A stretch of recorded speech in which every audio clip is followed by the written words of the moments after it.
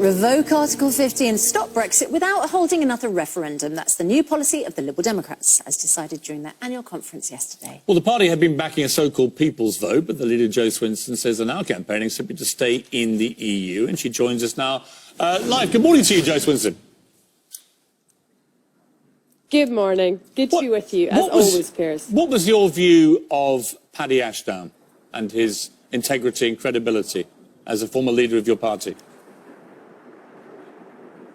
Well, Paddy Ashdown was bold and fearless and determined, and last week, or in fact earlier this week, there was a beautiful memorial service for him in Westminster Abbey with thousands of people in attendance, and we miss him greatly and remember him as a great leader.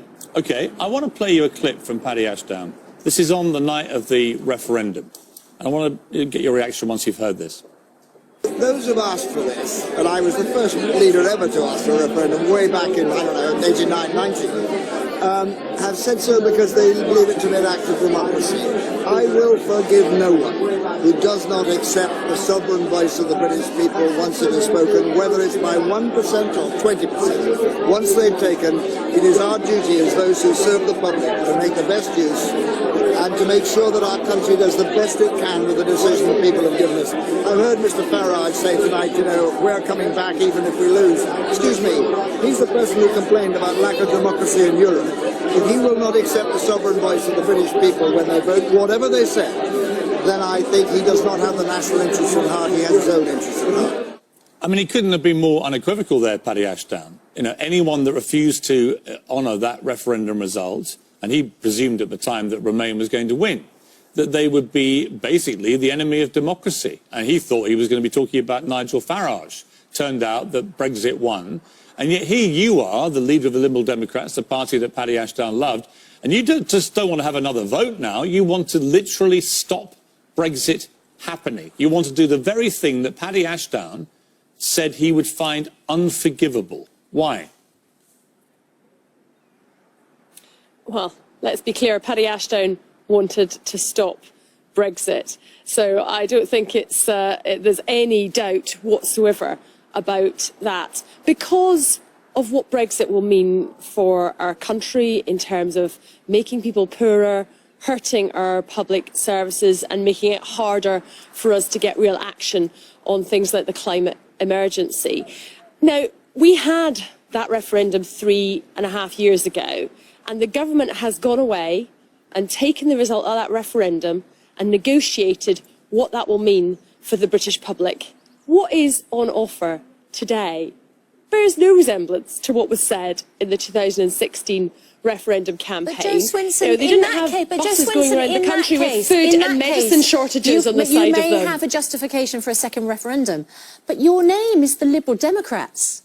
I mean, Democrats is literally part of your name, not part of any other party's name. It's part of your name.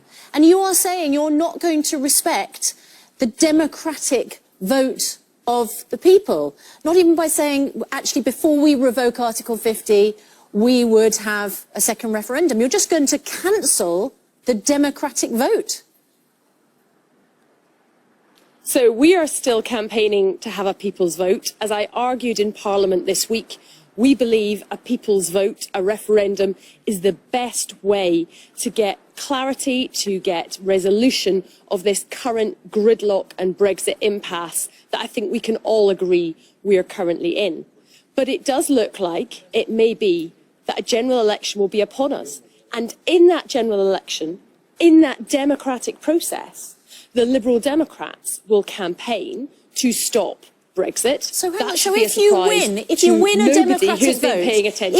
a democratic vote, we're expected to respect that democratic vote, but your immediate action as a democratically elected government would be to cancel a democratic vote. Just to be crystal clear about this, our position in that election, when we go to the country and we campaign, and I come on programmes like yours, and we have meetings in public halls around the country, and we have articles in newspapers, and we knock on doors, and we deliver leaflets, we will be saying, if you elect a Liberal Democrat majority government, we will revoke Article 50. in that campaign and in the ballot box, if the people of this country then choose to elect a majority Liberal Democrat government, then we will do exactly what we have said during that election campaign. But and Joe revoke Swinson, Article 50. all right, okay, hypothetically. That's the way democracy works. Actually, let me tell you how democracy actually. 2016, let me tell you how 17.4 million people voted to leave. Let me tell you how democracy works. It works the way Paddy Ashdown says it worked. That when you have a vote that you give to the people, and they vote a certain way, you say Paddy Ashdown wanted to stop Brexit. Yeah, he voted Remain. I voted Remain. I would do again. However, as Paddy Ashdown said, if the result comes back the other way to the way that you wanted, you absolutely have to honour that democratic result and the democratic majority of the people of this country.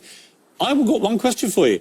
Given that you fly so loose now with the result of democratic votes, if you were to win a general election, Liberal Democrats, with a majority, and it's unlikely, but things happen, it's a crazy time in politics.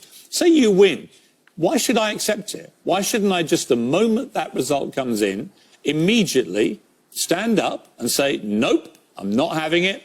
I refuse to acknowledge that the Liberal Democrats have won a majority. Sorry, tough titty, it ain't happening. Would you know what? In that scenario where there's a Liberal Democrat majority government, I think there'll be also other MPs who will be elected to Parliament who will not agree with us, and they will vote against us in Parliament in the same way that I was elected in 2005 That's not the question. as a Liberal Democrat. That's not what I said. There was a Labour majority government, and I continued to vote against them. No, but Joe, I'm saying you don't even get that far. I'm saying I simply refuse, and the other parties rise up and say, no, by Joe Swinson's own rule book, we are simply not going to accept the result of the election. Yes, the Liberal Democrats have won. Yes, the people have spoken. Yes, it was a democratic election, but we are simply not going to accept it. You won't be in Parliament having these debates you're talking about, because the other parties will have taken your rule and applied it to yourself, and they will say we are not accepting the result of that election. Then what? Piers, democracy did not end on the 23rd of June 2016. We live in a democracy, and as a leading Brexiteer once said, David Davis, if a democracy ceases to be able to change its mind, then it ceases to be a democracy. So if we have a general election where undoubtedly Brexit is going to be the key issue, and the people of this country vote in a party as a majority that has a clear position that we want to stop Brexit, then in those circumstances, that will be a mandate to stop Brexit and to revoke Article 50. In other and words, until that point, we will still continue to campaign to have a people's vote on the Brexit deal. In other words, if you get the result you want in that general election, that's fine, and that must be observed and respected, and actually no one should be allowed to stand up to it. What happens if Boris Johnson wins that election with a mandate for no deal? What happens if he actually campaigns a general election for no deal? By your own criteria, Joe Swinson, would you then accept that he has a mandate for no deal if he wins? Look, you will not be surprised that I'm going to keep standing up for what I believe in. But let's be clear, if Boris Johnson wins a majority at that election, he will take that as a mandate for a no-deal Brexit and take our country off the cliff edge. Would you accept it? And people need to have a choice in that election. I understand that. I will still campaign against it, Piers. I'm not going to stop standing up for what I believe in. I'm not saying you wouldn't campaign against it. I'm saying, would you accept, by your own rule again, that Boris Johnson, in that eventuality, would then have a mandate from the people to deliver no deal? Would you accept it? Because you're not accepting Brexit. Well, I would recognise that there would be very little I would be able to do about it, although I would still be campaigning for what I think is in the best interest of our country. And that is what we're all elected to do, those of us in politics, to stand up for what we think is in the national interest. With respect to you, Joe Swinson, with respect to you, you are not elected, actually, to pretend that democracy hasn't happened.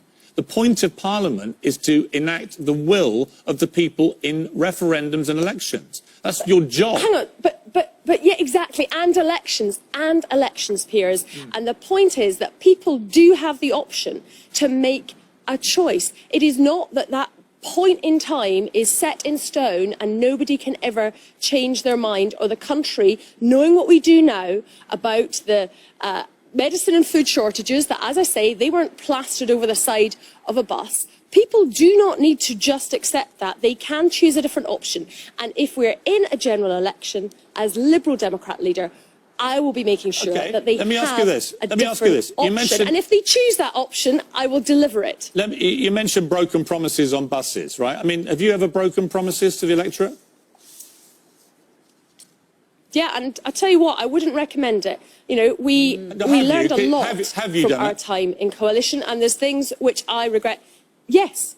Which one? Which was the biggest promise that you broke? On tuition fees. And right. So yeah, just to remind people who may not know, we got it wrong on tuition fees. You told people in this country. I've just said it twice, Piers. I know, and I'm just explaining to viewers who may not be as savvy as you or I about this what you actually did, which is actually you, Joe Swinson, stood there with Liberal Democrats and you vowed we're going to get rid of tuition fees, and the moment you got a sniff of power, you actually trebled them.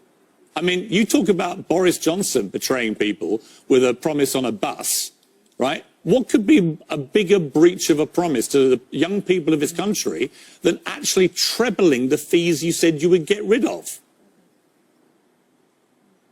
Look, Piers, I've said very clearly, we got that wrong, I got that wrong, and I've learned from that. And I am determined to stop Brexit. I'm standing on that platform, and that is a principle I am sticking to absolutely clearly. And if I'm elected as Prime Minister with a Liberal Democrat majority, then don't be surprised that I stick by my word and stop Brexit.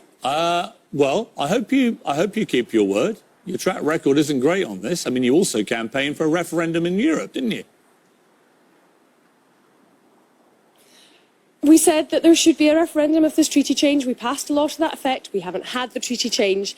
And we certainly shouldn't have been having a referendum in the circumstances of trying to save the Conservative Party with a short period of time to actually have the campaign, and then triggering Article 50 before we'd even worked out what our negotiating position was, before the Cabinet had even agreed a negotiating position. There has been a catalogue of errors by Conservative Prime Ministers in this. We are in a Brexit mess because they have put the Conservative Party ahead of the national interest, and it is time for that to stop. We can end the Brexit chaos, and the way to do that is by stopping Brexit. Sounds a bit like a party who only wants a referendum they know they can win and will only respect a referendum result if they're the winners.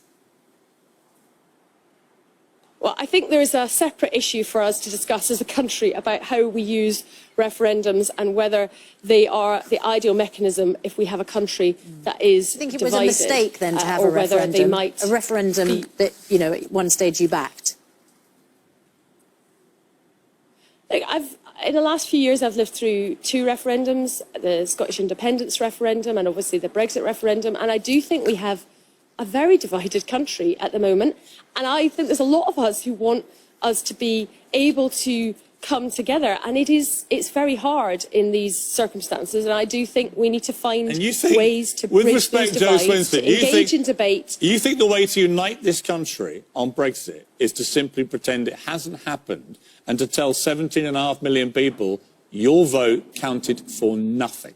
If I get into power, literally, I'm going to ignore you. I'm not just going to have a second vote.